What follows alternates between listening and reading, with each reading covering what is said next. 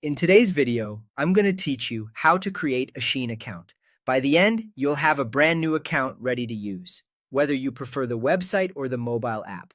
Start by opening the official Shein website in your browser, or install the Shein app from your device's trusted app store.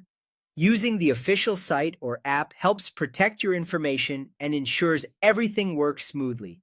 Once it's open, look for the sign in or register option. On the website, you'll typically find it at the top of the page. In the app, it's usually in the profile section. Go ahead and tap Sign in or Register to begin. You'll now be asked to provide either your email address or your mobile number.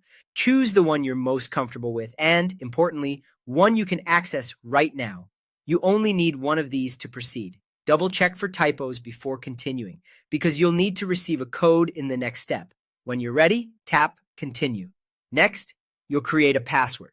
Pick something strong and memorable, combining letters, numbers, and symbols if possible. Avoid using easily guessed details.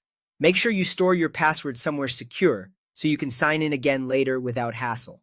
To verify your account, Shein will send a verification code to the email or phone number you provided. Keep your browser or app open, then check your inbox or your text messages for the code. These codes usually expire after a short time, so enter it as soon as you receive it.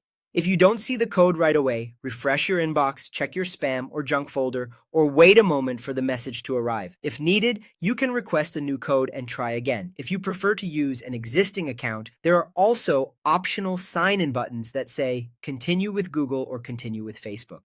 Selecting one of these lets you create and sign in to Shein using your existing credentials from that service. This can be convenient and means you won't create a separate password for Shein right now. You may still be asked to confirm your identity through that service, which is normal. That's it. Once your verification is accepted, your Shein account is ready. You can now sign in anytime on the website or the app with the method you chose. Enjoy exploring and remember to keep your login details safe so you can shop confidently.